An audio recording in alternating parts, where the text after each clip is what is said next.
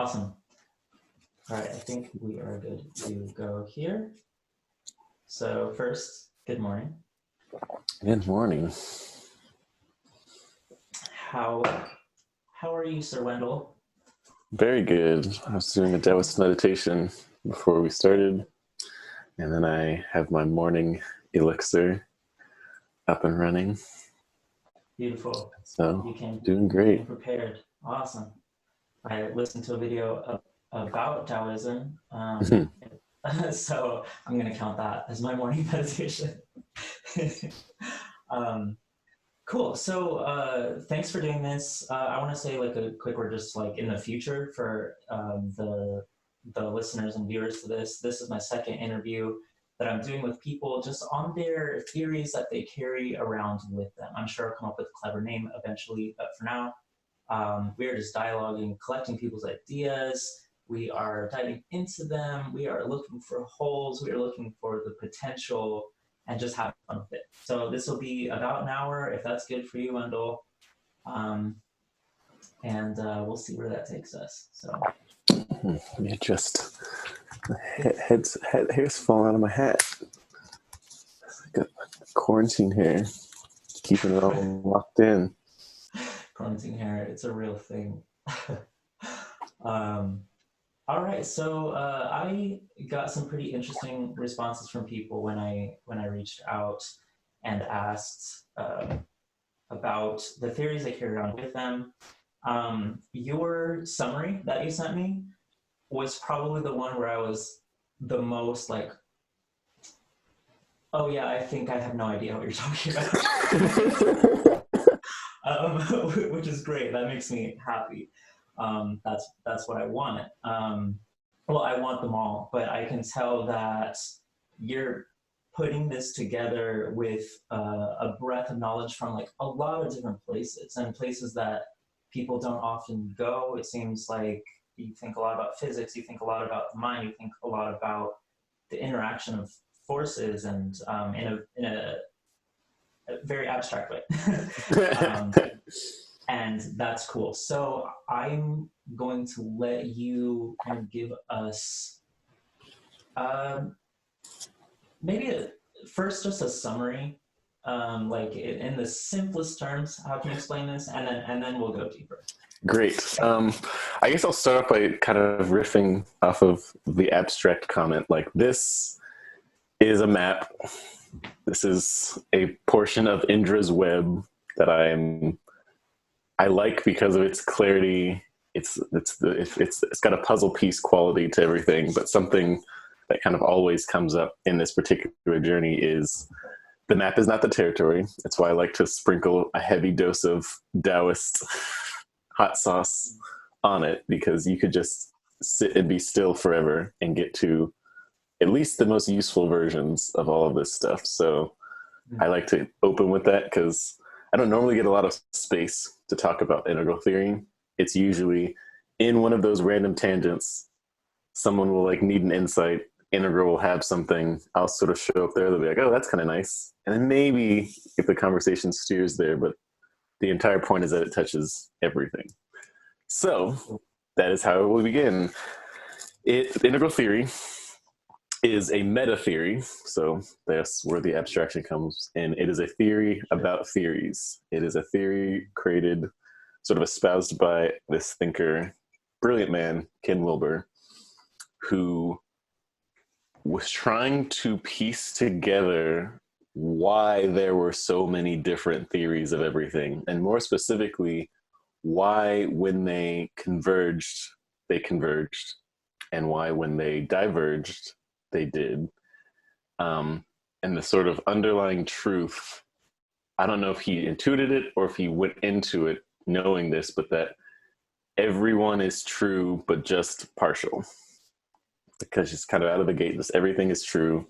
Everything is part of the universe. The universe is not broken. Therefore, anything emerging out of the universe can't be broken, can't be wrong meaningfully, but it does seem to have a relationship that can sometimes be more useful or not. And even then, it still gets sort of fuzzy, but that was sort of the underlying premise. And in its simplest terms, this is where it's so hard. Again, like Of course. the complicated version is its simplest terms. The version that would Got seem you. Okay. complicated Yeah. in a lot of ways is the most succinct version. But I think as I sort of prepared for this, the way that I think about it is just these basic premise. The universe is made out of something called holons. And the basic definition of a holon is something that is simultaneously a whole and a part. The universe is the great big whole, Mhm. of which it is not a part of. And so you kind of start there, and everything that emerges inside of it thus is a part of the universe, but also a whole in its own right.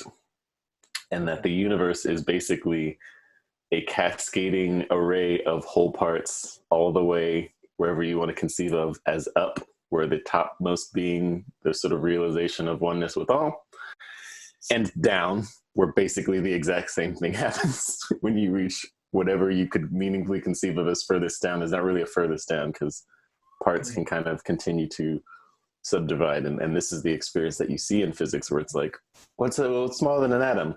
Quantum. What's smaller than a quantum? Maybe the vacuum of space time. What's smaller than that? Well, that immediately is one of those inflection points that blows us out just into that's the entire universe.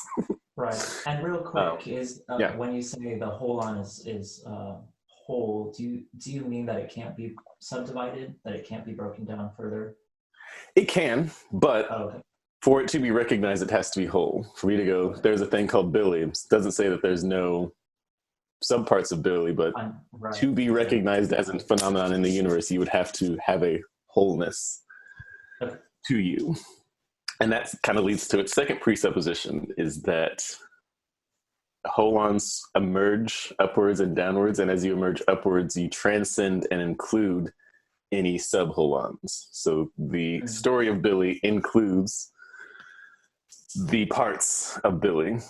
And the idea is that if you remove a holon at a lower level, it destroys everything above it. If I were to get rid of molecules, there's no more cells. Right. Cells presuppose that molecules exist. If you got rid of atoms, no molecules. And that happens across many dimensions. And dimensions here just being perspectives, ways that one can look at the universe. Okay. And integral theory just basically looks at and provides a framework for observing holons emerge. And so holons have sort of four traits. They have an inside and an outside. And the inside and the outside, the management of that is called agency communion. Basically, like, I'm a holon, I'm Wendell, you're Billy. Our relationship and the way that we administrate that defines like a sense of community that we have, as well as a sense of like agency. I have to have enough agency to be separate, but I have enough communion to allow whatever emerges from us, which might be our relationship, to continue to exist. Too much agency, we're too separate to be in relationship. Too much communion, we cease to be a meaningful individual unit. So the holon is always negotiating agency and communion, but also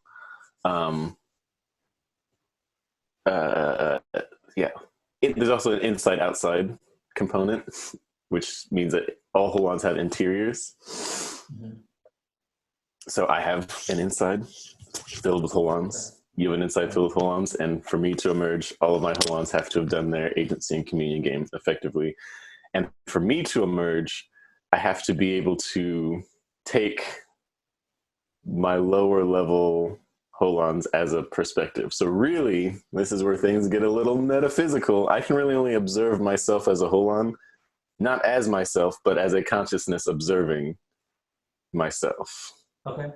I can only recognize our relationship not as the relationship, but as something else even observing it, because the key sentence, and this is a very specific one, so you might want to unpack this, development through levels, which are basically these continuing unfoldments of holon wholes and parts, is when the subject of one level becomes the object of the subject of another level.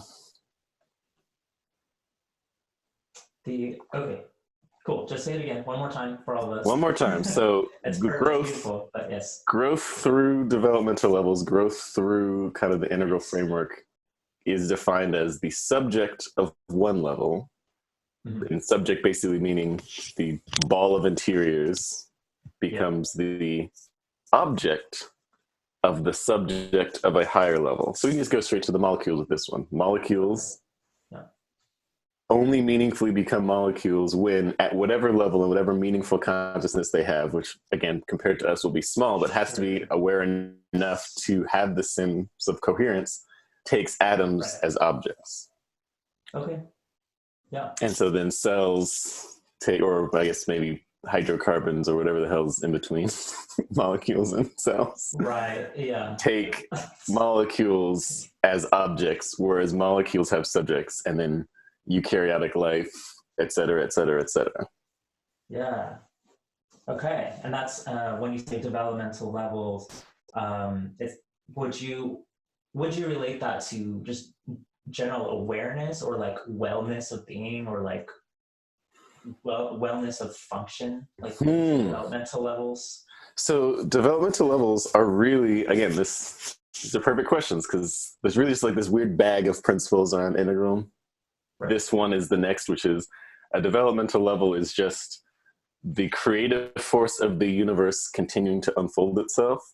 So it's not even that one is good or bad. Atoms aren't better than molecules, aren't healthier than the cells, aren't healthier than even humans. Sure. But we can recognize that there is a ton more complexity afforded to a higher developmental level. There's a lot more agency and potential for different combinations of communion as you rise in the developmental levels. So really that's what we're just looking at when you grow, is almost like the ability to metabolize and simplify complexity. Again, I get to be this thing called Wendell, and I don't have to think about, okay, so I've got this like electricity going through my brain, and I got these like cells, and I've got all these like different personality parts, and I do like, nope.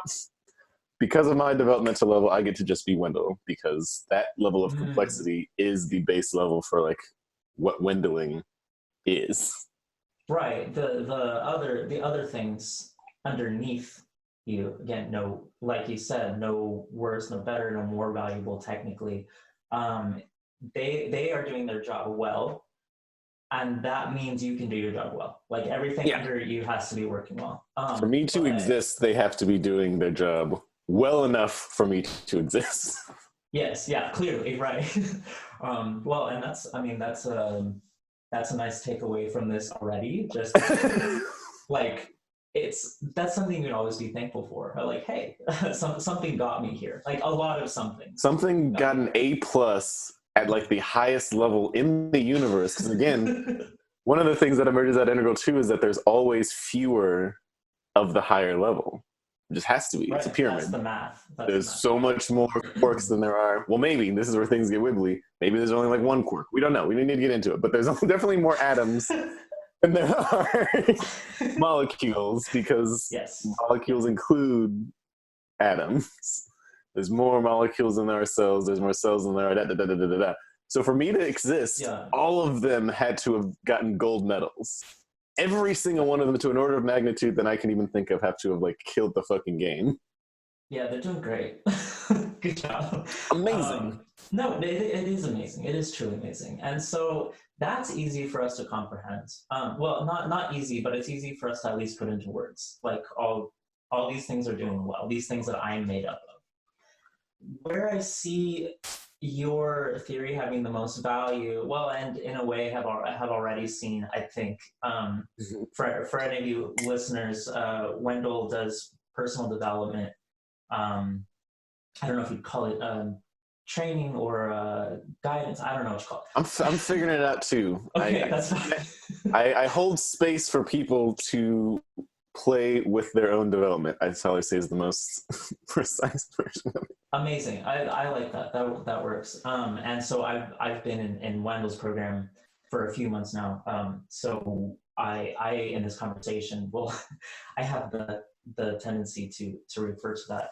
But I just mentioned, like, I think that I've seen obviously your theories come into play in this practical way, but in ways that I don't understand as well as you understand, obviously. But where I see the most potential for this is when we get better at seeing ourselves under the next. And this is very, I mean, we do already tangibly see it.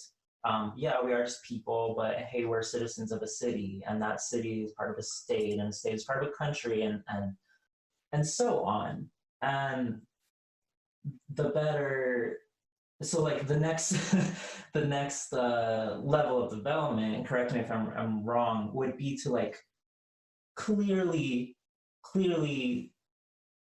comprehend the network that you are a part of, to to see how those connections work. And you could just say a relationship. So you can start with two people. Can you be at the level of awareness of okay, here's the thing that Wendell and I create when we talk, when we interact. There's a new thing that is above us. And the better you understand that, and maybe can see from there, that you're going to be able to solve problems that you couldn't solve from just your own vantage point. Well, and the problems that you wouldn't even want to solve, like the cool and scary thing about like development is that that shift of center of identity is a kind of death. So I want to kind of roll things back to kind of talk about the quadrants, because I think this will help us to bring it out. Like, I love that integral goes all the way down here. It's great. I love the fact that like this is something that even when I'm freaking out, I get to go to atoms and molecules and be like, fuck it, if it's working for them, it's good for me. But what you're bringing into is I think the richest, most accessible part of like integral, and that needs a few just slight breakdowns, because there are 4 ways to look at a holon, and sort of what you brought up in like relationship and all this stuff. Once a human consciousness shows up into things, of which I believe that all these parts do have, just at small enough levels that I can't dialogue with an atom, and so I can't really prove it's doing its thing. But I can start seeing how early organisms, once life starts kicking up, you can start seeing that life has interiors. So there's 4 quadrants, if you want to imagine like a 2 by 2, and these all represent like the sort of 4 faces, you could say, of holons. The first quadrant is the I space. That's the identity space. It's the interior identity. So left half of the quadrant, this part, is interior. And then the top part is singular. So we got the interior singular, I. So any holon is going to have an I. I'm Wendell. I have an I. An intersubjective space inside of me is stuff going on, and it is the things that only I can see. It's the only things that I can describe as myself. And you, Billy, have an I space. But I only know about your I space because I see you. So for me, the first thing that I know about you is an it. You are an object to me. And that is the singular exterior. I see a bag of skin with a headphone on and red hair, and I go, oh, what's that going on over there? The second that I recognize that you're a person, I'm like, oh, snaps, they probably have an interior eye space. But it actually requires a level of development to even get there. Babies don't even do that. You give a baby, you ever heard of the red-green ball experiment? Actually, no. So you put a ball with 2 colors in front of like a baby. Sure. And it's got, you show it one side, like, hey baby, this side's red, this side's green. They're like, cool. Get it red, green. Yeah, great. Red, green. Put the ball in front of the baby, said, baby, what color is this ball? Ball's like, ball's red. They're seeing the red side, they're like, the ball's red. I'm like, great. Baby, what color am I seeing? Ball's red, friend, you're seeing red. Duh. Put the ball. Baby, what color is the ball? Oh, it's green. What color am I seeing? Green, you big dumb idiot. Literally, there's a level of development where you start being able to realize, oh, you have a perspective that's separate from mine. You over there are an I and see things as different than I am, and thus could be having a separate experience. Anyway, Yeah. so you need the eye, the eye exterior, the it allows us to see things. That's quadrant 2. The quadrants underneath are the collective. So the intersubjective space that we were talking about, you, me, the relationship that is Billy Wendell, exists in the we space, the interior collective. And that's basically culture. Basically, culture relationship, the idea that there are beliefs and interiors, and our relationship is going to be different from two other people's relationship. They might be able to see it as an exterior, but until they can model what's going on and they can model effectively like our interior space and how it might interact with each other, they'll never know what's inside of our culture. And the bottom right is the it plural space, which is sort of the system of objects. That's where you start seeing, galaxies emerging. What the hell's a galaxy? Oh, it's a system of stars. What's a universe? A system of galaxies. What's a star? A star is a collection of hydrogen atoms. And you start being able to recognize that this is an object, but it's an object that's specifically in relationship to other objects that can be observed. And yet, every single one of those objects has an interior space, and potentially, if it's at a level, really the second half of they call it the all-qual model, all quadrants, all levels. Second half really is preserved for the parts of the universe that we know have consciousness. It's really hard to talk about the culture of atoms, but we can talk about the culture of animals. We can say like these animals have intersubjective spaces and they administrate that through these actions. We can't really see into it because we're not animals. It's like, how do I know what a bat feels like? But we do know that bats having interior spaces in community would have to have interior collective spaces. And that those spaces grow up, and that for whatever reason, we've situated human development as the highest version of life doing that work. Right. For whatever reason. For the reason that it's the one that we can observe. I think it'll be really interesting. If aliens ever happen, it'll be super awesome to see like what that does to integral. Because again, it's a really good map. Right. I love it. But it's got its fragilities, and one is just like, it's real human centric. What if dolphins are like on some like next level 4 quadrant shit that we can't even conceive of? Right. Yeah, the octopus. Yeah, what are Don't they? fucking talk to me about cephalopods. I can't with it. Jesus Christ. The most horrible thing I could think of. You and Dan. Sorry, I should apologize. Okay, so, all right, so we've got the quadrant. I've got it drawn out here. Hopefully everyone else is able to kind of visualize that. The two axes again are interior, exterior, and then what would you label the other ones? Individual, collective. Oh, individual and collective. Yeah. So yeah. And AQUAL, all quadrants, all levels. What, with your understanding of that, and within understanding of that, what does that unlock?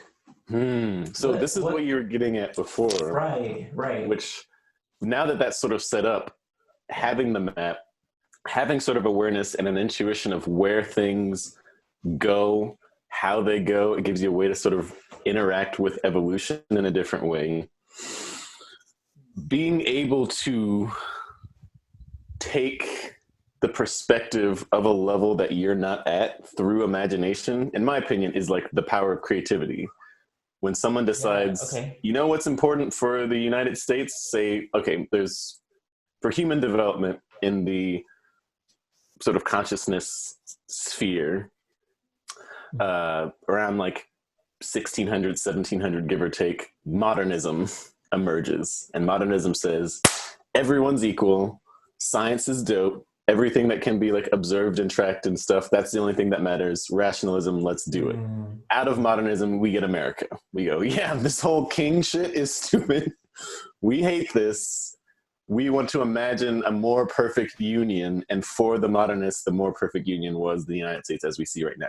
That's the kind of visioning work that you get to do. You don't need to know that integral exists to know that, to have that emerge. And yet being able to see and answer succinctly why America then, allows us to ask that question and gives us the tools to have us sort of future pace a little bit and say like, okay, well, if we're here now and we're, give or take, 2 developmental levels higher, and that our governmental systems are really only operating at these very specific levels, what would it take to guide the world that we want? Like, if we have a world that we want to go, suddenly we have a map of like, oh, well, here's the world we're in, here's where we want to go. You can't skip levels. That's an important thing. Atoms can't skip molecules. You have to pass through every single level. And so much of our friction comes from the fact that, like, you might see someone at 2 levels lower, want them to be where you're at. It's like, nope, it's not going to happen. One, every level shift is a fucking crisis. It's a horrible existential crisis. Yeah. So to ask your like super traditional parents to become postmodernists is to first get them into modernism and then get them into postmodernism. The height of postmodernism is literally existentialism. Like, you suddenly are like, there is void and nothing is anything. And the crisis of traditional to modernism was democratic revolutions all over the country. Right. And like rise of like democracy and pluralism. So like that ask, people aren't realizing they're making that ask when they're saying, be like me. They're not realizing that they're guiding people through the fucking fire and the winds. And so you get more compassion. I think a lot of visionaries sometimes lack that compassion because they don't recognize what they're asking people to do, like, and being aware of like what development is, how it moves, how nature does it even when we weren't paying attention, gives us to be a chance to be like way more thoughtful about how we do bring things into the world, knowing that they kind of follow these rules and patterns. Okay. Yeah. Yeah. When you say crisis, I think the word disruption, that like to see anything from a perspective other than exactly where you've been is going to disrupt your experience as you've known it. But disruption, also the lighter sibling of that word is just change. Like, it's just so the universe is always changing, and for whatever reason it is always changing up. That's the deep, I think, hopeful view of like integrals, that like it's going up. When integralist thing is like, you want to see someone change, wait 10 years. You don't actually even need to do anything. I'm a little bit of a meddling kid, so I'm just like, no, I want to do things. So I use this map to like figure out like where are the most effective points to like usher in that change, or even like if there's like a pressure valve, like, oh, here's where you really need to or want to release it, because if it's not released, it'll just self-destruct. But honestly, it's like the universe is going to sort itself out. Like, you don't need to fix it. You don't need to change it. It's going to change itself.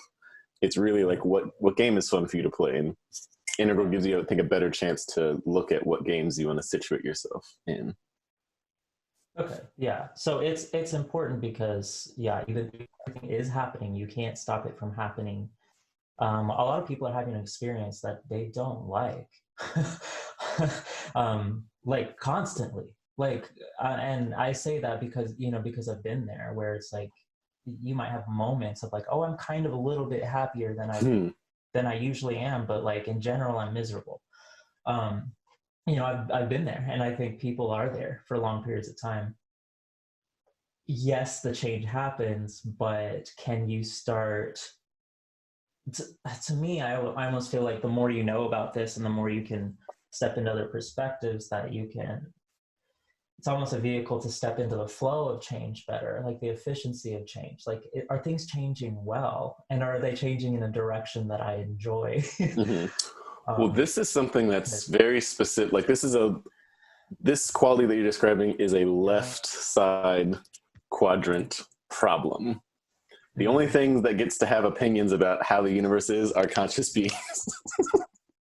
Okay. So the right side is just like, I'm a building. I'm whatever, dude. Like, this is what I do. If I see something being a building, I'll fall down. Like, I don't have an opinion about this. Yeah, wow. But the inner world allows it to say, like, good, bad. And in fact, like, a lot of morality happens on the left side. Right. And morality is super necessary. Like, why grow collectively if there is not a thing called a collective good? That would have to almost be invented. You would realize that's a thing that needs to happen. And so for a lot of human history, In fact, I'd say I'm trying not to be like super depressing. I think so I'll run through real quick like the different like developmental levels, Okay. and talk about like this question of happiness because I think it's super fascinating. The only developmental level that has actually given a crap about people's actual happiness is integral. So there's 7 levels, and happiness is pretty much for human history been kind of like an accident. The first level is sort of infrared. That's just man as beast. We don't really talk about that one that much. Most people don't live there at all. Like the wild men who beg a baby that gets left in the forest and raised by wolves is at that level. Level 2, and these are very like loose, sketchy things. This is really just like outline like that there is a level. So much work can be done on this. Each of these levels are an entire world. Magenta is the sort of power gods animism, like, oh my god, I'm awake in this crazy universe where there's this deep aggressive power outside of me and I'm a subject to it and everything is terrifying and scary. Let's go do human sacrifice to make sure that to appease the rain god. Let's do a rain dance. Nature itself was God, and that you had to do things to make God feel okay. Then we got to the power level, red.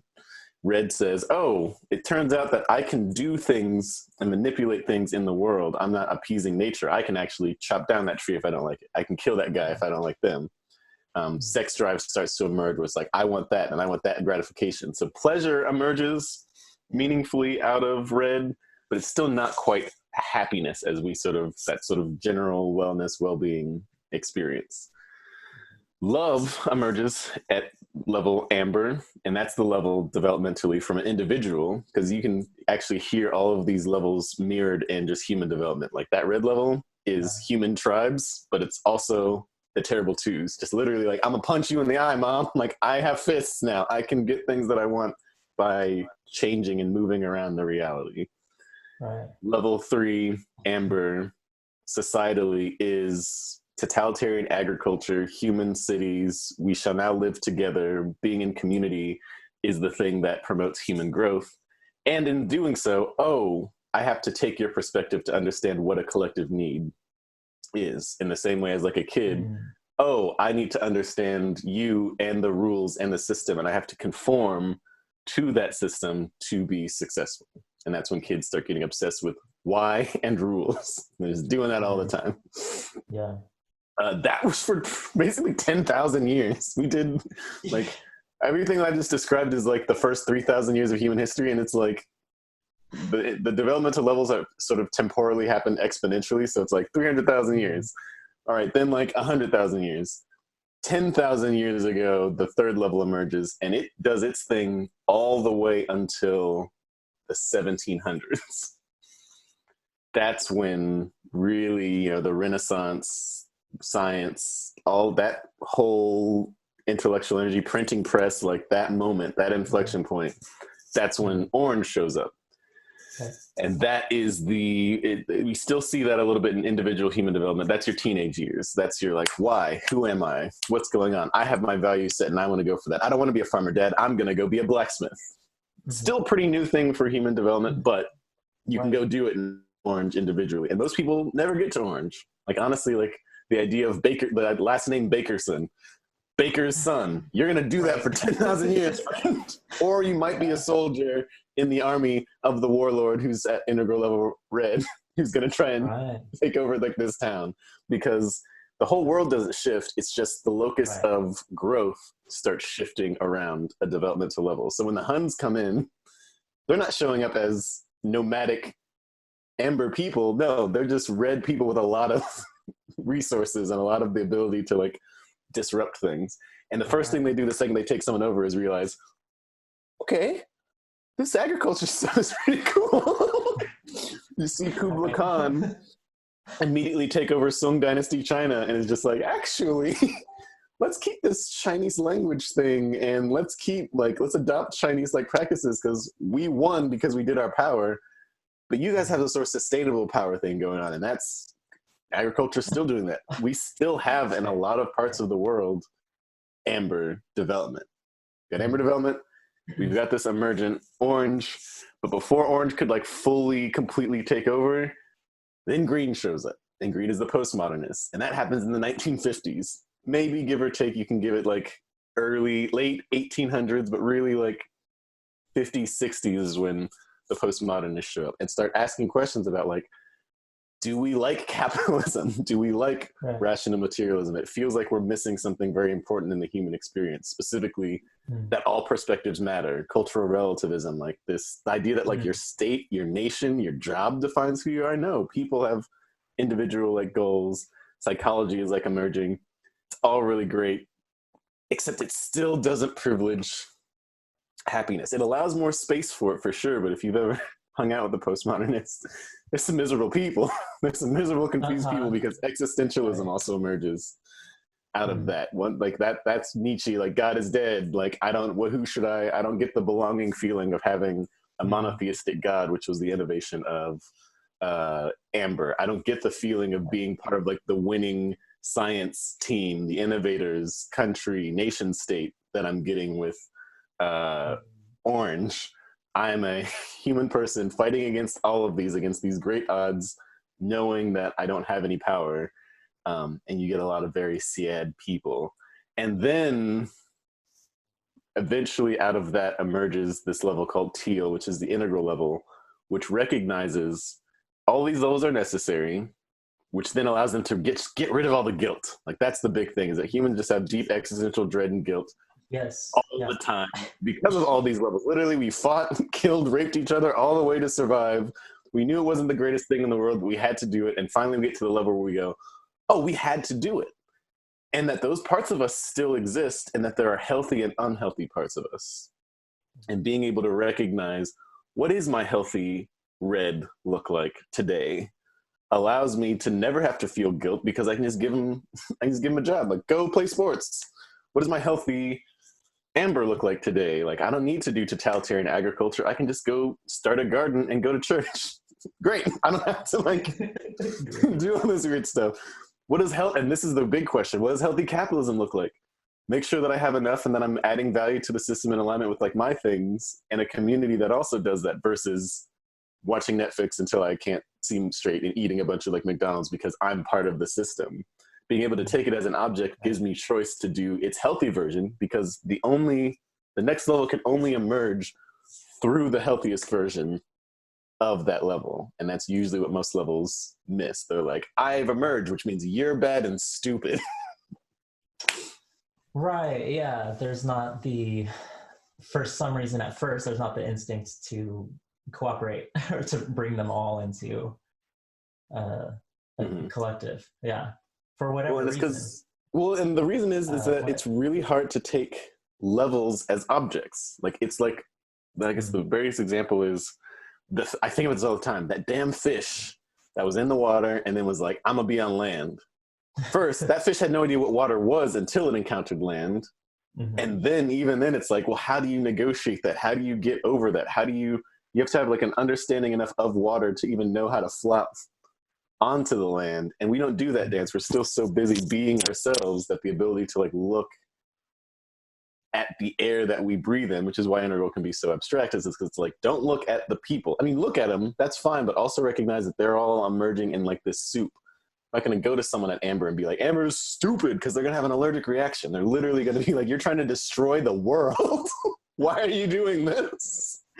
I have to take my Amber self, show up to them and be like, hey, Amber's dope. Let's do more of it, in fact. Let's do so much more of it that you end up being orange. Right, yeah. Because it is going to go there. Like, that's the thing. It has to go there. Yeah. The question is, how do you fast track that? Teal is dumb.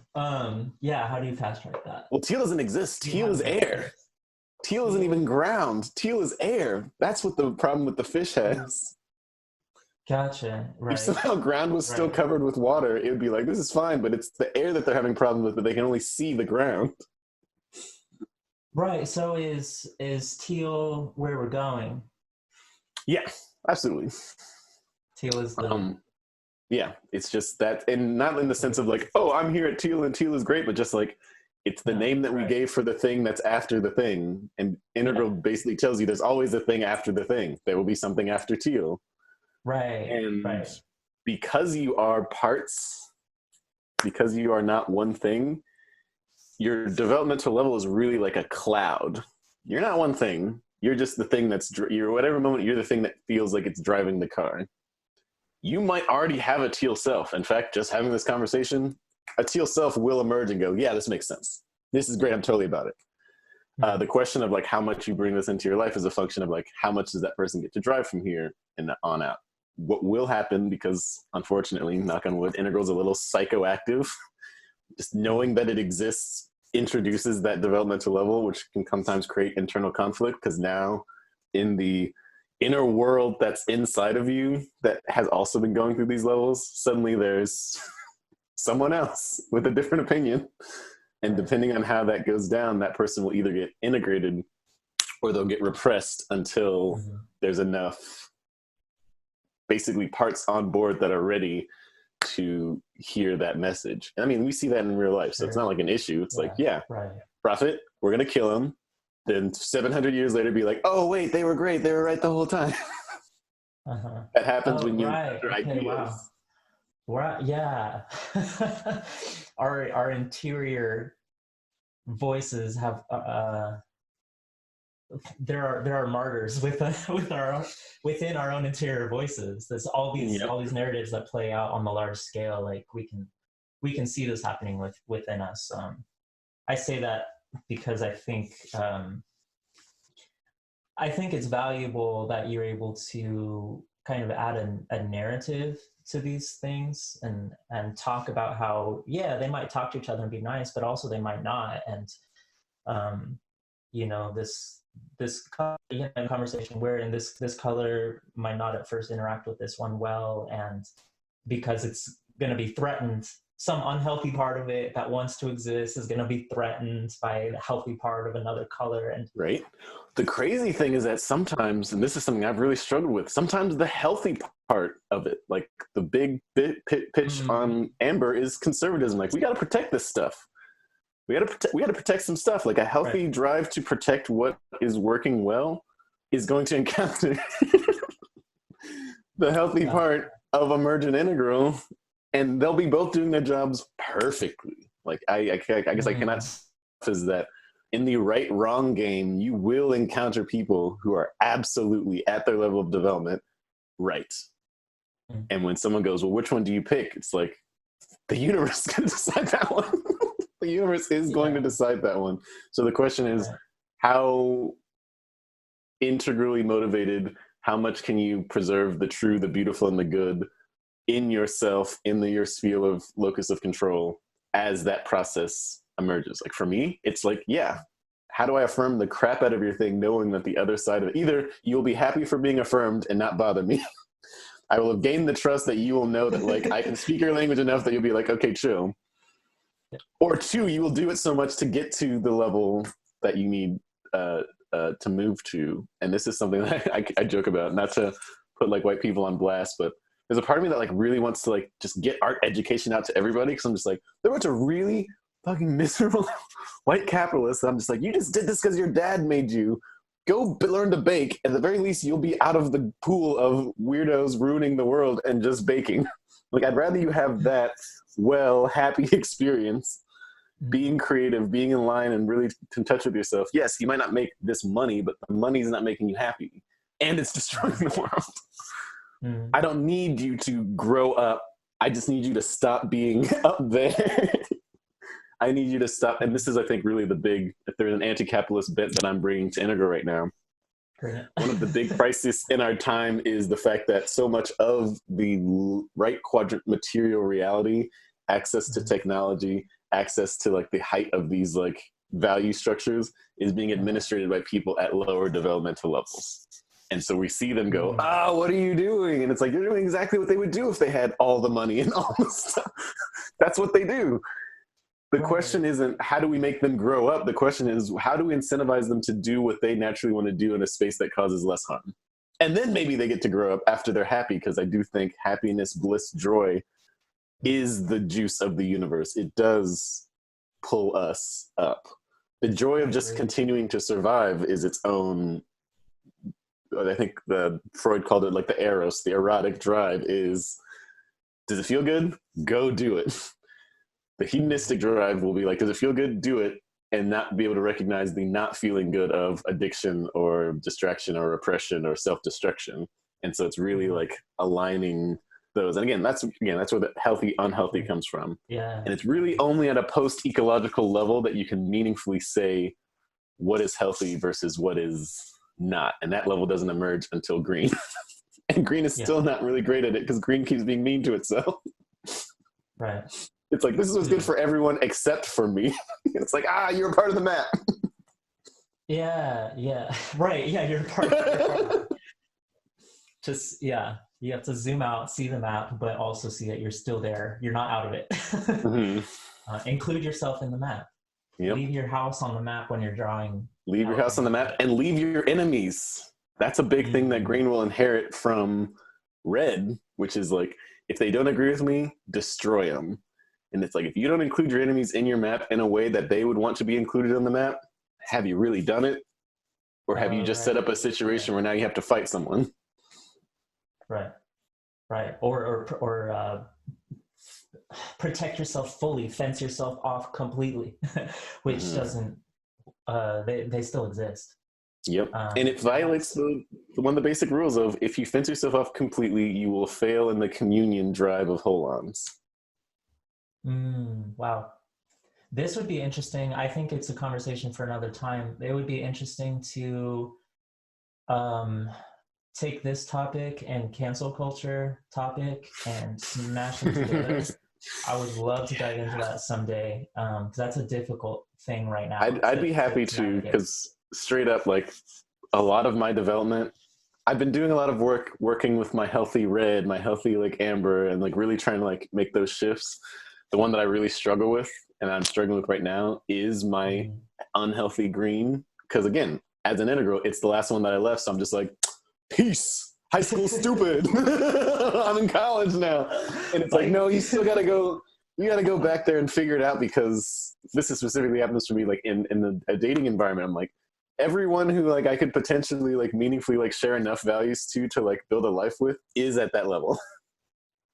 It's like, that's where I came from. That's the people that like have like the same like values and understanding of the world as me. I can't opt out of that dance, even though it's so easy for me to be like, here's exactly why you're wrong, and I'm not going to engage with you anymore. Like, I even still do that. So I think that'd be a really fruitful conversation. Yeah, no, it would be a hard one. It's not going to be a fun one, but I think it could be fun. It's just going to be what's the word? Gutting. Like, it's one that will shake things loose. I think the ability to like learn how to make that experience fun. That's me personally. This has nothing to do with This is World according to Wendell. Yeah. Knowing that like every type of developmental growth is a crisis, it seems like the skill to develop is to have fun in crisis. Yeah. Like, that's one thing that I'm fragile to is the fact that when things change too much, I become sad. How do I get ahead of that? How do I at least get reps in, get skill in, so that most of the change that happens to me is something that I've invited in. And then every change that happens to me, I get to respond at the highest developmental level that I can, be it through presence, be it through a contemplative practice, just be it through having built a really strong, like healthy, developed community. I don't know, but like consciously going after the fact that like the world will change. It will change in crisis on purpose. And the people who survive through that are the people who are able to like ride the rough seas and don't give up. Because you might have seen this. I've seen it in my parents. I've seen it in a lot of like boomers. Like, boomers, weren't you guys the hippies? What's happening right now? Because sometimes when you get to that level and you can't break through, the easiest thing to do is squash whatever you were there and fit yourself in what is the easiest part to be of. So like you actually can go into regression if you haven't developed that skill to push through ontological discomfort. Yeah. Wow. Yeah, that's big stuff. I think that's really valuable. I think it's going to be valuable for people to hear that attitude that you have. It's this active attitude towards change. Okay, so like, I know a lot of well, we all do. We all know a lot of people with a lot of problems, and including ourselves, of course. There's always something to work through. I don't know a person who just has this like clean slate life. Like, yeah, cool, we're good, good, just gonna keep living. Maybe they might think that, but I do get this sense that a lot of people are being dragged through their progress, or yeah, that's how they feel of like, oh, here's this other, like here's this new problem presented to me, and I'm freaking out now. I need to talk to my therapist. Hey, I need to talk to my friend about this. I need to, and then they're catching up with a change. Mm-hmm. Like, so this image comes to mind. This is me as a tennis player. The phrase "server's pace" comes to mind, and for non tennis players, what that means is there's this rule that where when one player is serving, because you take turns for games, the returner, the person who's returning the serves for that game, needs to kind of keep up with the server. So if the server, the point is over, they go get the next ball, they go right up to the line, they're ready to serve. You need to try to keep up with them. And if they're a little bit slower getting to the line, preparing their serve, you're not rushing them. You have to stay at the server's pace for that game. And I try to like embody this, like, okay, when it's my turn to serve, when it's my game, the rules are it will be at my pace, and I kind of go into that feeling as a desired feeling for Mm. life. Like, here's all this stuff happening, and no, it's not always my turn. Like, sometimes life just happens, and I do have to kind of keep up. Um, but what if you could always kind of have this sense of like, all right, this game's going to keep going, these changes need to keep happening, this progress needs to happen, but like I'm in control, I'm serving, I'm dishing it out, I'm starting this point. Like, just starting in a sense of active rather than passive. Mm. Um, Well, this is two things emerge out of that I really like. Two, I've sort of described the kind of historiography, anthropological, even like psychological unfolding of Integral, but Integral also involves like a very just basic spiritual reality of oneness with everything. Like, it includes the perennial philosophy, the Vedas, Buddhism, all this great stuff. Again, you get to engage with it however you want, so you don't like need to bring this aspect. But the second thing is that the developmental shifts are all like crises, but there also do seem to be there seems to be another shift that's happening on top of teal. It's not just a state shift, but it's like a okay, full-on paradigm shift. And what they call it okay, is from doing to being, from problem solving to creation. Like, you hear these things and it kind of talks around it, but that's a big one that we're starting to see. And it really does answer that question of, okay, if we are all part of the universe, is there a part of ourselves that can take the perspective of the everything is all right in the universe? And that's sort of where states come in. That's like the last piece, is that there's quadrants, levels, states. And the state level is the gross level. I'm a body out here. Real scary because I'm deeply conscious of dissolution at all times. Then there's the subtle body. There seems to be something else at play. This is our bioelectric field. Then there's like the maybe it's etheric then subtle, but like, you start having this like embodied awareness of there is more than just what I'm seeing, and there's one state, and this is what the Buddhists are basically trying to do, is get the ever-present reality of that state of, oh, everything's fine. Interesting thing about states, though, is that if you get to the everything's fine level too fast, like one of the questions that Integral solves, I think very elegantly, is why has any Buddhist country ever gone to war? Why is this happening? And it's because even though they have really strong state development and they have people that are able to get to this everything is all fine, well, suddenly everything is all fine at a developmental level that says go kill people. And so then you go kill people and you're like, and everything's all fucking fine about it. So uh, the combination of state and level development, I think, can really help people. And in fact, in a lot of my growth, like the thing that's helped me have more, I was a very unhappy integralist for a really long time because I'm a teal person freaking out because my green self is freaking out because everyone's being mean to each other. My orange self is freaking out because integral's not being as efficient as I need it to be. My amber self is freaking out because I don't have a strong enough and large enough integral community to feel like a sense of belonging. My power self feels like I've given up all my power to all these different cells and everything's terrible. I was in crisis and driving my car as an integralist. And it wasn't until I brought into the fact that like there is a part of me that is always fine, and living into that and being able to bring my parts into having that awareness, the action's still there. I'm still chopping wood, I'm still carrying water, but every single one of my levels gets to have access to state development if I can sort of bring them into that space. And so then I can have I'd like to have more resources. And because I'm doing that from a state of being instead of a state of doing, I can have clarity on what I should do. And it's not a crisis to solve. It's just, again, it's the orange game to play. It's not the problem of green isn't to solve orange. It's just to play green's game until another game starts emerging. And that really takes that beingness mind state. And it takes that as like practice. It says, oh yeah, how do you practice that? Because nothing about the story of humanity needs that. That's the one that you can't just look at the history books and go, this is how to be happy. And not to say this is the source of the happiness, but for me, it's just the expedient means of just a little bit of that sauce, a little bit of that mindfulness on top of the intention of wanting to like be the healthy version through the level. Sometimes being healthy isn't fun. Going and working out is a healthy thing to do, but it's not fun until you can have that, until you can bring that constant ever awareness, even while my bones are creaking and my muscles are hurting. There's a part of me that I can touch that is always fun. And it's just an experiential thing. I can wrap my words around it, but until you can touch that and know and trust that you can touch that, you'll have the general sort of egoic problem of, I think I'm going to die. And it's like, yeah, you super are. Hell, I'm going to die. But there's a part of me that was never born. And so hanging out at that part makes the dying less problematic. Wow.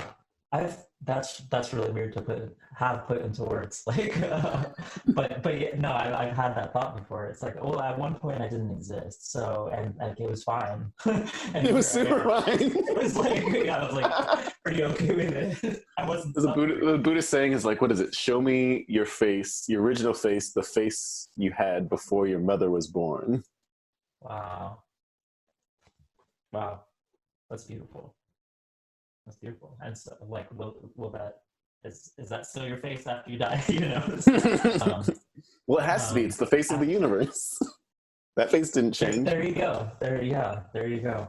Oh man. Okay. We're getting into good stuff. I want to make sure that you were able to talk about everything that you wanted to talk about regarding your theory. So this is largely something that has helped you do your work. Integral theory has helped you do your work in your life well, and it's also like it's knowledge you're able to impart and share with other people in your work, so they like, okay, is it correct to say that if everybody was able to embody an integralist state of mind, that it would largely, that it would be helpful to everybody, that it would make someone's life better? Or is that oversimplifying? I mean, so of course, because I privilege that perspective, my brains go, it's like yes and no. Like on the one hand, knowing that everyone has access to that part of them where everything's always fine, I'm like, tomorrow's not going to be better than today. Now, throwing that perspective out of the way, and as just like part of the person who's deeply attached to like human progress, absolutely.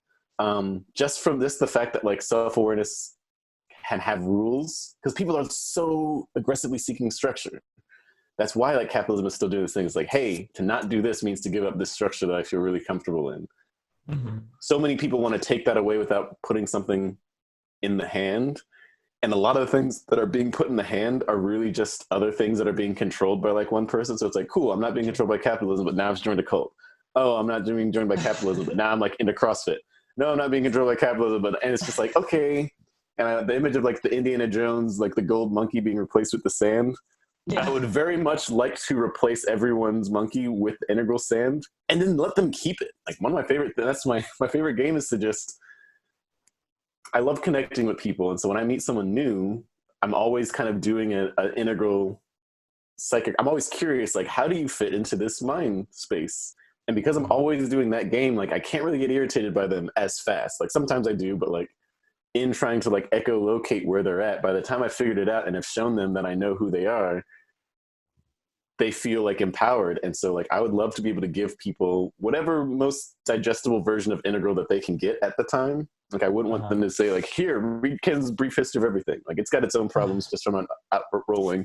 It's not very personal, it's very cerebral. I'm a cerebral person, but I even see like as a Star Wars fan, I'm like, no, Star Wars slaps and works because like it gets at your heart really fast. It feels true and it's like fun. Integral is still like so weird, and so I would love to be able to like find ways to like, for lack of a better word, is this your card? And tell people about themselves through insight and be like, how did you know that? It's like, because you're part of all that is, and that's connected to this like integral framework. And have that be the conversation than to be on like the side of the street being like, everyone should do this thing. Do the thing. It's like, no, if you should do this thing, it'll be very obvious. It should be very obvious and it should be very easy.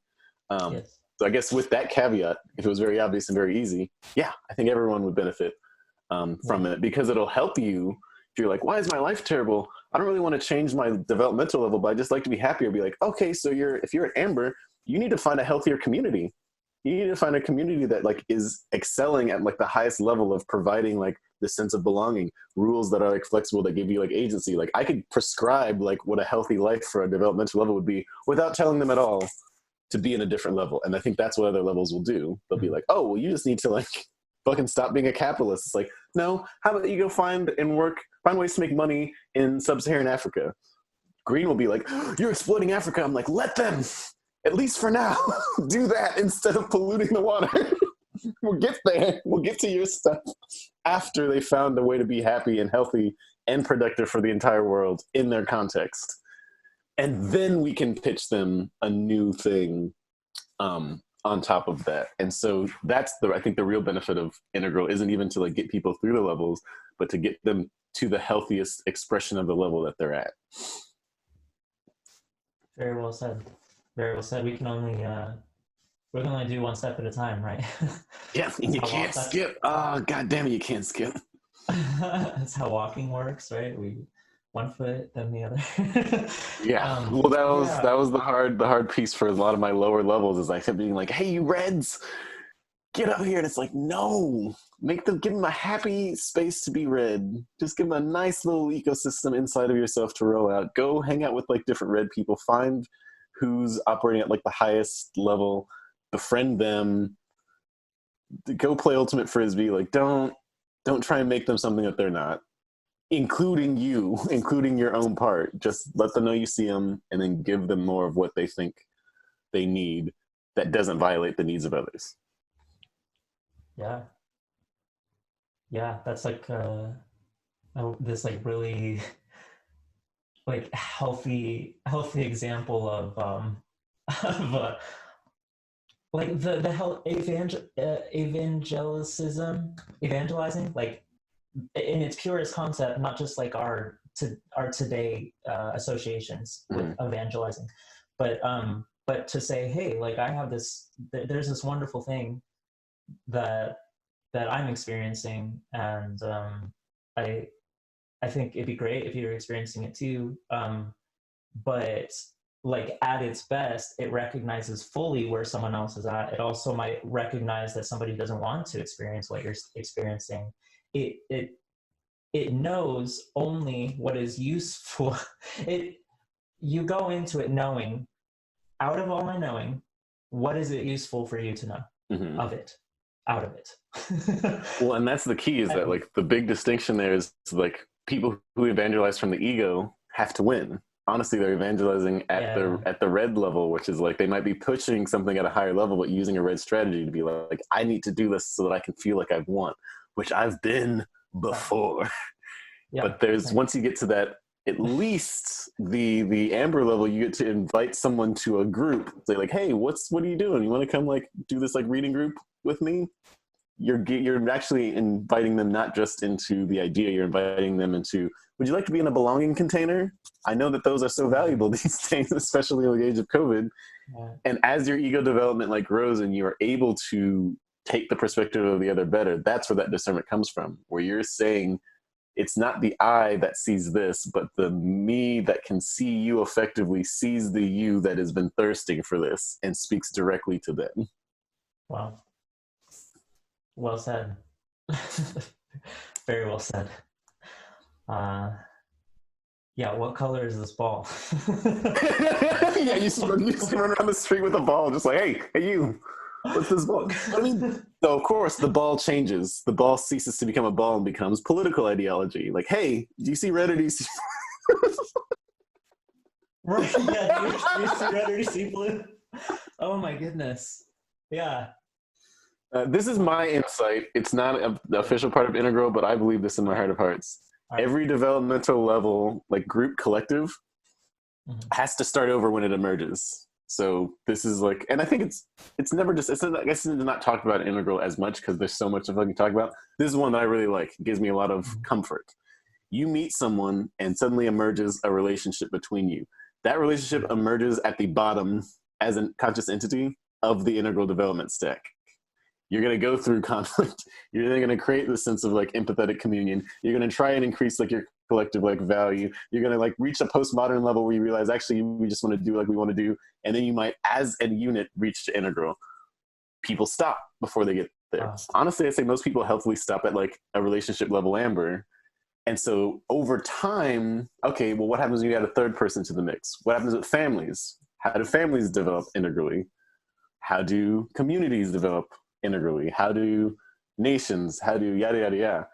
So we're sitting here in America and a nation that was founded by Orange, who just now is passing through it from its own perspective. If I took America and was like, that person is America, that person's a teenager. It might, and not really, yeah, it's not a really healthy teenager. It might be at red.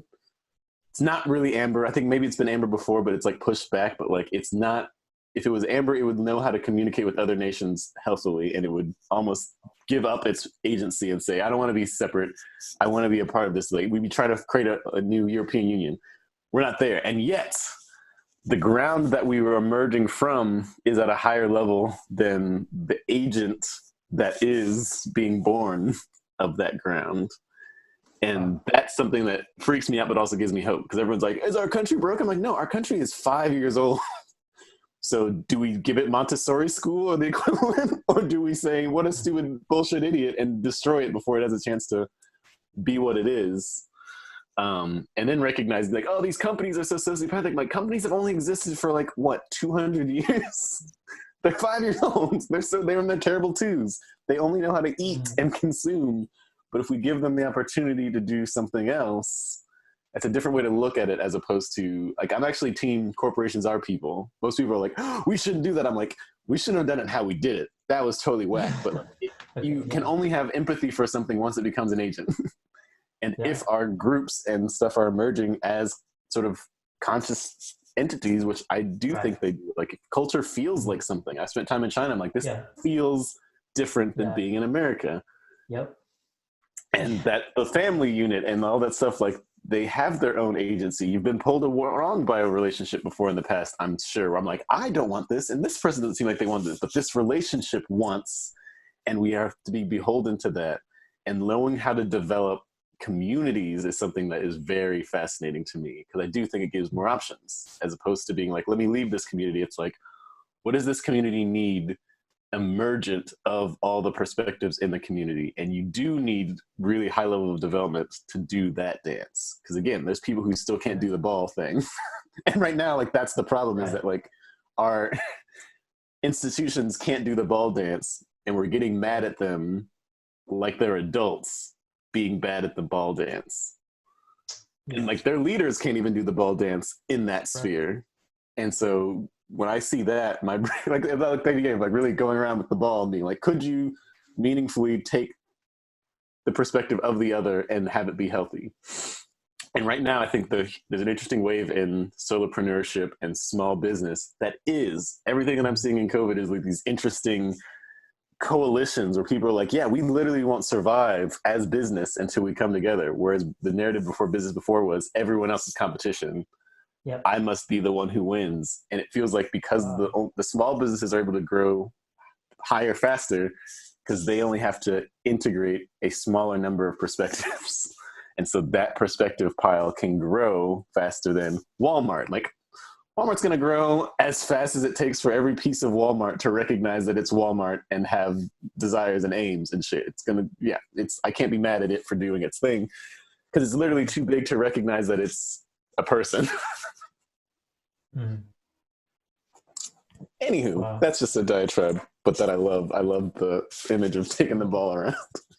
yeah. What kind of this? No, I that you brought that up. I had heard that before, but I hadn't interacted with the concept much, like corporations as people. I was like, I mean, it's weird, but really, when we say people, just like, is it a thing? Is it an entity? Does it have a life of its own? Does it have an interior? Does it have an interior? And like, yes, like it becomes big enough that it still exists even when pieces of it are taken out. It doesn't matter who's there working. It doesn't even really matter who's at the head, right? Like, these things get sold and bought, and people die, and so somebody else comes and replaces them. People get fired, like, but it still exists. They're so big that they still exist. So I like that you bring up the idea of empathy to the degree that just like, can you understand why this thing is acting the way it is? Clear that it's not healthy, but does that mean that we stop looking at it? Does that mean that we stop trying to understand it? And does it mean that we stop trying to visualize it at its best? Mm-hmm. Like, what if? And visualize it at its best from its perspective. Like, I got a lot of friends who want to abolish capitalism. Like, you can't do it just straight up because of our initial principles. You get rid of capitalism, postmodernism goes away. You can't delete a lower level. To be anti-capitalist is to cut your arm off. To be anti-capitalist is to be anti-molecules.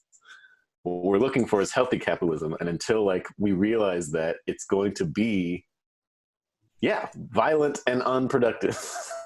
Is really all it comes down to, because the question will be like, well, how will you fund your anti-capitalist movement? What principles are you going to do to make this happen? Absolutely. Yeah. So like, how can we evolve it? Like, it needs to evolve. Evolve to cooperate with all the other needs that it's not currently addressing, which is many.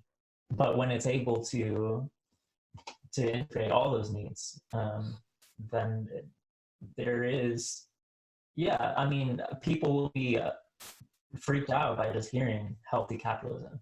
That's not possible. Well, there's a lot of people that just believe that's not a thing. There's only healthy this. We're going to replace it with this. And it's like, good luck. Well, the thing that gives me hope, and this is something I'd love to do someday, is if integral was taught in schools, that's the look. Because integral capitalists are only going to emerge. Like, someone's going to realize that the thing that gives me bliss is doing business. And if they've learned integral theory, they, as an integralist doing capitalism, will keep the unhealthy parts away, or at the very least will be open to dealing with the unhealthy parts. I do think the issue right now is, okay, maybe the capitalists will die and then the sun will show up and maybe they'll be at a slightly higher developmental level. But how do you change where the steering wheel goes? Like, new companies started by integralists are like, that's great, but all the integralists are old right now. Like, that's another problem, is that like, it's a very old movement, just age-wise. Not a lot of young people are doing it because it's so cerebral, and by the time that you have the energy to like learn this shit, you're like old. So that's another problem, is that like, how do you get like that youthful energy to start thinking integrally about things, and recognizing that like, to be well means to add value to the world, and the best system of adding value to the world that we've established since humans developed was capitalism, and specifically orange level value manipulation. Something else could have been called Glubermensch. The capitalism isn't like the name, it's the wave of rational value, like being able to take values as objects, say, we care about this, here's how we track it, and here's how we get more of it. The issue isn't the mechanism, the issue are the values. Money is what's important. No, money's the vehicle. Right. Betterment of the world is important. Oh, great, we can make money doing that. In fact, it is imperative to make money to do that so that we can keep doing more of it. And that's the tweak that I don't see happening, because I also know that, like, not to put my people on blast because I'm them too, it's so much easier to be angry and poor. It's so much easier because then you get to say, look at them doing the wrong thing. But if you actually like had access to the resources, then you'd have to play the game of how do I do this well, which means you'd have to open yourself up to fail. And again, much easier to just be like, why did Disney make that movie bad versus how do I make a movie? Right. Yeah. Yeah. These are big, difficult things that take a lot of work to think through well. But I like the way in which you do it. I appreciate this conversation very much. I almost wonder if just the last point on that conversation is just that, like, if we could find a new name for what we're doing, people like, just like people have made this name capitalism an enemy, won't have anything to do with it, but are there parts of it that you would keep in your ideal world? Probably. So, like, maybe just a new a new way to conceptualize what's actually important. Maybe that will be an important part of its evolution, is kind of donning a new name, restarting and saying, okay, here's what we still do, here's what we do better now. I don't know. Well, okay, a funny thing, and then I'll leave it, because sure. problem with Integral is that it's fractal. Every part of the universe exists in the framework, so you can talk about any part of the universe using the framework. But this is an insight that I've seen that I think will help the problem, is that capitalism itself doesn't have a PR. It's not doing good capitalism to itself because it can't take basically a meta perspective. Okay. If I were capitalism and were an agent of myself and was at a high level enough development, I would recognize I have to meaningfully evangelize the people that want to interact with it. And I'd recognize immediately from market research that they hate the idea of me being called capitalism, and I would have shown up in a different way. But it hasn't happened. Wow. Answer why? Because the people who run capitalism actually run it as conservatives, which is the most hilarious thing. You've got amber people running capitalism, so they're always going to run it amber-like. They're not going to push it to its highest. They're always going to try and preserve it keeps it having its own power. They treat capitalism as a god, a power god, and there's capitalists, the techno-capitalists treat it as a tool, but none of them go after the green values, which is a vehicle for actually empowering like all of humanity. And so all of them are like Spider-Man pointing at each other meme, just like, and then the day it's just like, my hope is that some integralists will kind of like walk through while they're all pointing at each other and just like take the money out of each of their pockets and then just walk away as they're in the standoff. It's just like, I guess you can just stay here, or right. The universe will provide, Wow. Yeah. That's a great image. I hope everyone knows that meme. You've got to have seen it, right? You've got to have seen it. So, yeah, awesome, dude. Well, we've been a while. I don't know for how long. Maybe like an hour, a bit over an hour. What's your time look like right now? I got about the gas for maybe 10 more minutes. That's perfect. Okay, cool. I guess I'll ask really lightly. What's the most? These are all ideas that exist, like an integral idea. What is the Wendell factor that you've brought into all these theories? Like, what is most you about your thoughts on this? Thank you for asking that. That's such a lovely thing to ask, because the part of me that is very healthy amber is still like just leaning onto the fact of what a cozy room that I'm in and that I get to belong in, and I don't have to actually like be an agent of integral. Like, I feel much more comfortable being an evangelizer, but to the idea that I'd be adding something to the conversation horrifies me. Haven't activated fully like my orange self as integral. Like, it's a whole other thing. But I do think the creative innovation and the being able to talk to like the youth, and honestly humor integral's hilarious. I think it's the funniest thing in the world, because it takes away any of that anger that you have, and all you can do is be amused. in that way that like stereotypes emerge. Like all the types, they're stages. Like they do exist. They are a patterning of the universe. And whereas stereotypes before are just like, oh, you're just doing this just because it's easy. I'm like, no, I'm doing this because this is literally how the world works. And so when I poke fun at it, it doesn't have that same bite. I know how to balance it where it's not like punching down, because it's always punching down. If I'm an integralist making a red joke, I'm punching down. But if I can make a healthy red joke, as I always have that choice, there's this interesting fuel of humor that Integral brings out in me that I think I bring to Integral, that I really enjoy having these conversations. I was terrified to tell people that like I espouse these ideas until I found a way to make them relatable and funny. And as I kept moving, I realized it's just super relatable and super funny, because we're all trying our best, and it's just like a clown car. And the integralists are just sitting outside the car being like, just kind of like grabbing people as they get out, just like, don't go back in that car. Or if you do, know why you're going back in the car. And I love that. I could spend my entire life just cracking integral jokes, and I do think that's what it needs, because it's very self-serious. It's very self-serious and contemplative, and I do like that. That gives me solace. It does feel very mature, and like that's like the growth. Personal growth is this increase in maturity and the ability to metabolize complexity. But I do think play, creativity, I'd love. Like someone asked me this. No, you asked me this. You asked me this yesterday. This is a question I never got to. You asked if I could bring Integral to like one place in the world. I was like, Star Wars, immediately. Just if Kathleen Kennedy was an integralist, I would. I haven't seen it happen on purpose in art at that scale. And as like a vehicle, like again, when I think about like the kids, I'm like, I would love for like, if Avatar: The Last Airbender had been like integrally informed, and specifically like the plots were designed to like guide someone through the developmental levels. Wow. Holy crap, that'd be amazing. And I do think that's like a really big opportunity for Integral. And I feel like if there is an arm of that wave, I'm hanging out there screaming into the void like, hey guys, can someone do this? I'm so tired.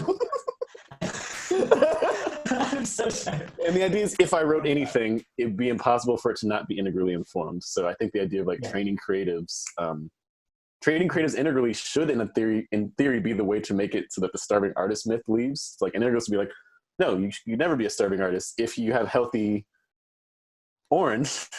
Then you've learned to administrate like your value and find it effectively. And so if you ever stop at starving artist, it means that you haven't continued like your growth. You haven't found the place that like makes that grammatical, and that you haven't aligned with what the universe is like calling you to do. And you only get that when you know that that's a path through, like that you have to go through it, versus maybe I'll make it. It's like, no. To reach the highest level of artistic development would be to pass through an orange stage. And that's a comfort for me. Yeah, absolutely. I was the victim of that, I'm an artist, so I'm starving. Like that idea, I was a victim of that idea for so long. This is the path I have chosen, is to be poor and to struggle while I create. And so silly, really, looking back. And in our time, our development sessions, that is kind of the essence of what we've been working through. What is the value of what I do? It's silly, but it makes sense, because to belong in this society as it's defined, to take upon the role of the artist would either be to be one who is inside the box, who is starving, or one who is outside the box, and thus doesn't get the privileges of inside the box-ness. Like, it's crazy the degree to which how many starving artists cannot die. Like, two things happen. They either successfully starving or they cease to be artists. Oh, wow. Yeah. Yep. Like, they all do it successfully. That's it. Yeah. Wow. Well, yeah, 90, 95, 90, maybe 99% of the people that I know. And so it's like, it's like, how do you be outside of that? Or how do you build a separate structure that has a different definition? Yeah. And then see which one is the one that will actually make it to the top. Yep. Yeah. Well, Wendell, I wanted to have the opportunity to highlight what you're doing for people. Can I point people to your Instagram? Yeah, absolutely. Okay. So Wendell Britt, and it's just his name. There's 2 L's, 2 T's, and an underscore. Wendell_Britt. You should follow him on Instagram because I have been, and it's been really fun. He's sharing all these stories that like the stories on Instagram, using these theories in creative ways to interact with the people that follow him. It's really cool. Thinking about the humor that you were just talking about, Wendell, I remember there was like a game where he had you like take all your like it's like bad thoughts or self-destructive thoughts or something or whatever, and to just like picture them and then just like take a bat and just hit him out of the park. It was like a game of mental like whack-a-mole or something. And I was like, this is fun. Like, this is a fun way to look at where are the places in my mind that are not cooperating with me very well right now. And you know, I can explain it super well. But what I'm saying is, it's a delight to experience your mind, Wendell, and I think everyone out there should get a glimpse of this as well. Should learn more about what he's talking about.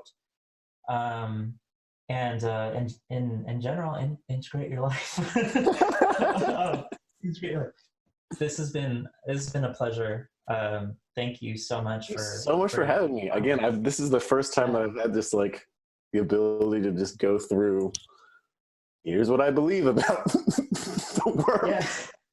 Again, it's always bits and pieces everywhere. I never don't say it, but I've never just like start to finish. And it's not even like a finish, but I definitely feel like it has emerged, it has expanded in a way where I feel like I can now see myself having said that and was like, oh yeah, that is it.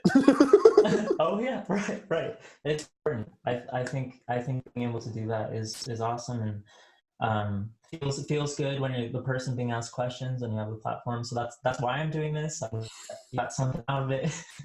I definitely did. Do you want to? I don't know if here's the place, but do you want to talk at all? Do you want to pitch your program at all, or maybe just give us a link or something? Yeah, I'll elevator pitch it. I've launched a program called Mastering the Game of Life. It basically takes the principles from like role-playing games, which themselves are kind of developmental systems, mixes that with a lot of the practices that I've learned through integral theory and developmental psychology in general, to craft a container, an inner world that is integrally informed, essentially, and have you live from that world in its healthiest version before you have to encounter the outside world, so that your solutions to interacting with that come from, instead of a reactive place, but from a proactive, creative, functioning inner society. And it's super fun. I'm really proud of it, and I'd love to share it with anyone who's interested. Awesome. Cool. Thank you so much, Wendell. I'll have this uploaded hopefully within the next week. Word. And I'll let you know as soon as it is. Thank you. All right. I will see you around, my friend. Bye. Bye.